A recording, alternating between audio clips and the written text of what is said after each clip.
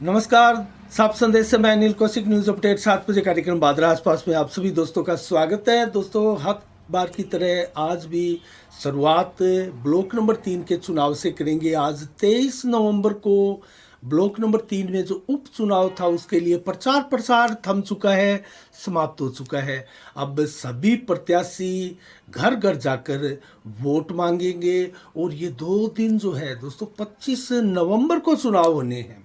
आज 23 नवंबर है। ये 2 दिन बहुत मुख्य इम्पोर्टेंट होने जा रहे हैं और मैं आपको जानकारी दे दूं कि आज हम भी हमारी टीम के साथ दोस्तों पूरे ब्लॉक क्षेत्र में थे और कवरेज भी करते रहे। पूरे ब्लॉक क्षेत्र के डाटा हमने कलेक्ट किए, सर्वे किया और जो चीज़ें निकल कर आई दोस्तों वो हम अब आपके साथ साझा भी करेंगे। उसके ऊपर बात भी करेंगे, कौन किस उम्मीदवार को टक्कर दे रहा है, कौन किस पर भारी हो रहा है और कौन पिछड़ रहा है। इस सारे विषय पर हम विस्तार से अब आज बात करने वाले हैं। आज से अन्य खबरों की ओर आपको नहीं लेकर जाएंगे और सिर्फ आपको खबर ये बताएंगे कि आज भादरा के एक ऐसे शख्स, ऐसे अभिकर्ता जिनका 30 वर्षों का कैरियर हो चुका है दोस्तों, उसके बाद में हम समीक्षा पर आएंगे, ब्लॉक की चुनाव की बात करेंगे।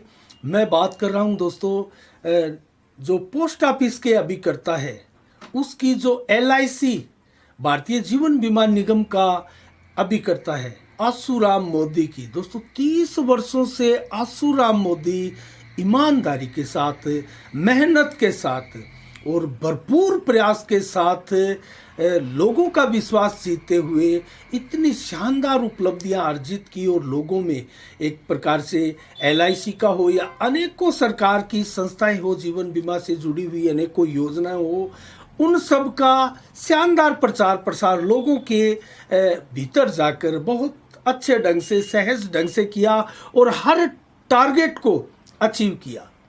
हर टारगेट को पूरा करते हुए उस बम्पर टारगेट तक, चरम तक पहुंचने का कारनामा आसूराम मोदी ने किया और उसी की परिणति बीकानेर में एक बहुत बड़े कार्यक्रम, जो कि बीकानेर संभाग के कार्यकर्ताओं का, अभिकर्ताओं का सम्मान कार्यक्रम था। उसमें दोस्तों संभाग का एक प्रकार से हीरो बनकर उभरे आसूराम मोदी भादरा के और उनको बीकानेर में गाजे बाजे के साथ दोस्तों इसका जिस प्रकार से सम्मान समारोह की जो रूपरेखाएं तैयार की गई थी, समृति चिन्ह देकर तो सम्मानित किया ही गया, लेकिन बाजे गाजे के साथ जो आसूराम मोदी को है मंच स्थल तक लाया गया। एक प्रकार से जो सलामी देते हैं, विशेष सम्मान सैनिकों की साजबाज और उनकी ड्रेसअप के साथ, जो यूनिफॉर्म के साथ उनकी टीम स्टेज तक उस महान हस्ती को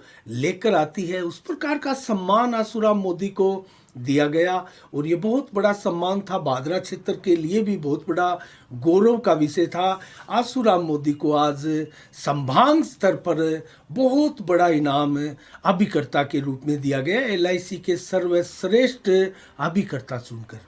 तो इसी के साथ हम भी साफ संदेश भारत की तरफ से दोस्तों आसूराम मोदी को बहुत बहुत बधाई और शुभकामनाएं देते हैं। इसी के साथ श्री श्याम भक्त ज्ञान कथा का आयोजन कल 24 नवंबर से 30 नवंबर तक जो संजय चौक पर बाएं वाला चौक है उसमें होने जा रहा है और 24 नवंबर को कल कलश यात्रा के साथ बड़ी संख्या में महिलाएं इसमें भाग लेगी और इस कथा का आगाज होगा और सुबह 9:15 बजे ये कलश यात्रा कस्बे के मुख्य मार्गों से होकर गुजरेगी और दोस्तों कथावाचक जो है पंडित गोपाल जी महाराज के मुखारबिंद से इस कथा का वाचन होगा, जो कि दोपहर 2 बजे से लेकर शाम 5 बजे तक लगातार किया जाएगा। श्री श्याम प्रेमी भक्तों की तरफ से ये विशाल आयोजन किया जा रहा है। बात करेंगे दोस्तों हम ब्लॉक नंबर 3 के चुनाव की।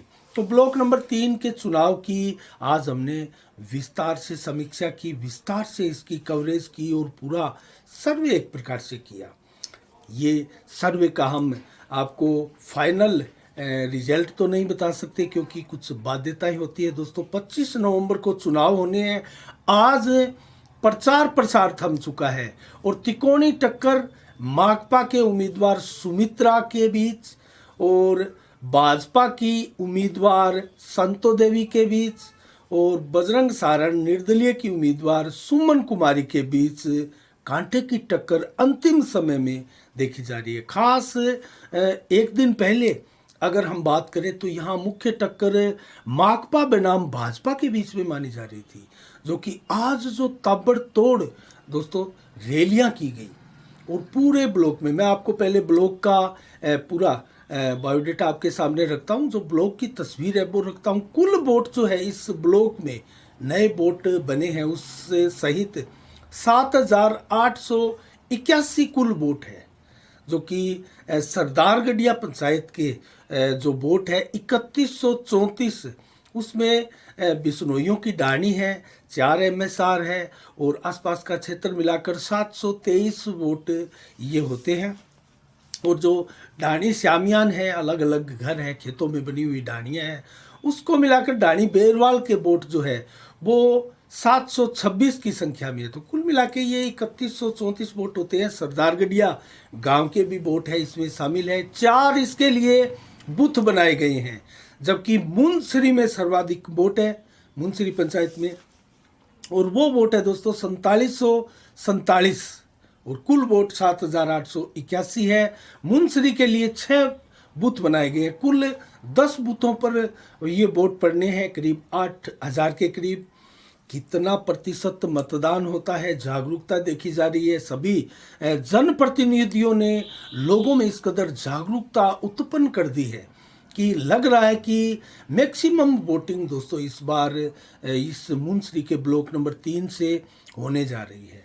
तो अगर मैक्सिमम वोटिंग होती है, क्योंकि एक दिन पहले मैं आपको बताऊं तो माकपा बनाम भाजपा का ये चुनाव नज़र आ रहा था, वो अब कांटे की तिकोनी टक्कर में हमें दिखाई दे रहा है।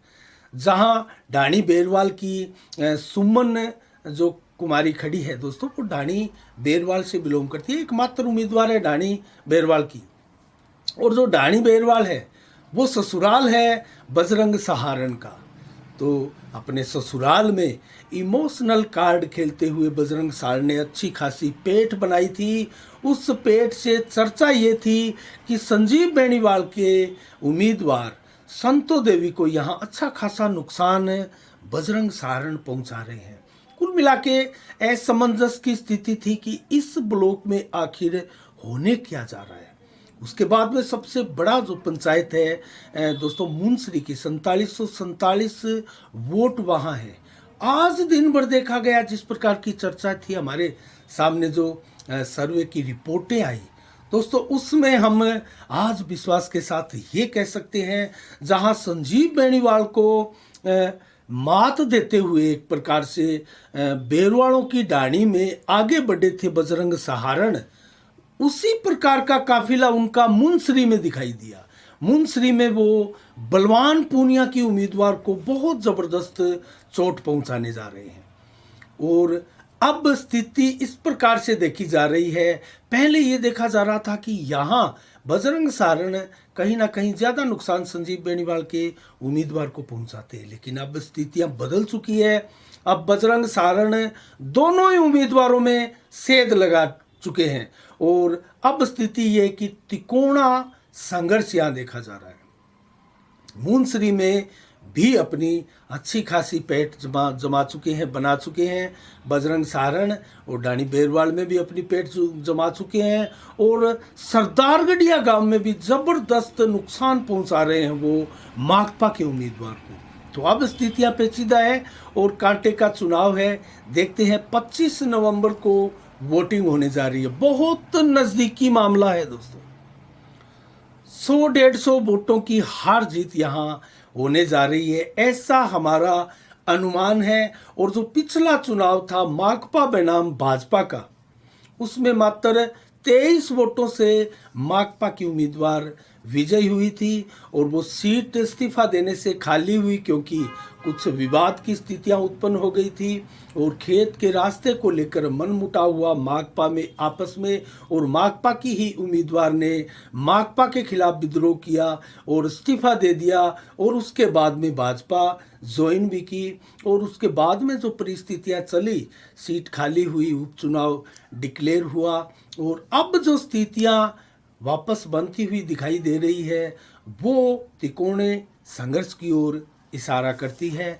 हमारी नज़रें बनी रहेगी दोस्तों, लेकिन आज ये सर्वे की रिपोर्ट जो है वो हम आपको नहीं दिखा सकते, नहीं बता सकते। इतना बता सकते हैं कि कांटे की टक्कर है, मुकाबला जो है वो बेहद नज़दीकी है, बहुत बड़ा गैप नहीं है दोस्तों। दो पंचायतें हैं, सरदारगढ़िया बड़ा गांव है, मुंसरी बड़ा गांव है।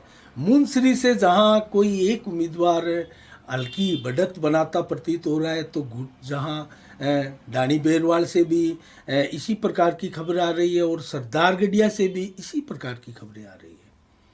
तो आपस में तीनों ही उम्मीदवार एक दूसरे को वोट काटते हुए, टक्कर देते हुए प्रतीत हो रहे हैं।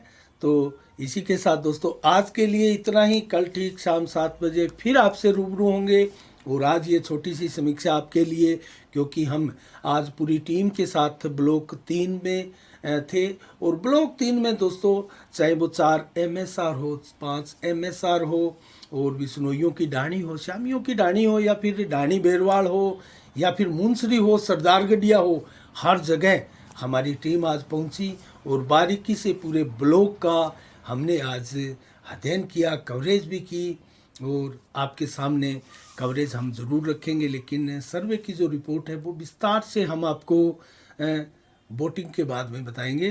तो आज के लिए इतना ही। कल ठीक शाम 7 बजे फिर आपसे रूबरू होंगे नई खबरों के साथ, नई समीक्षा के साथ। तब तक के लिए आप अपना बहुत बहुत ख्याल रखिएगा। मुझे दीजिएगा इजाज़त। साफ संदेश से मैं अनिल कौशिक। नमस्कार। जय भारत, जय जय राजस्थान।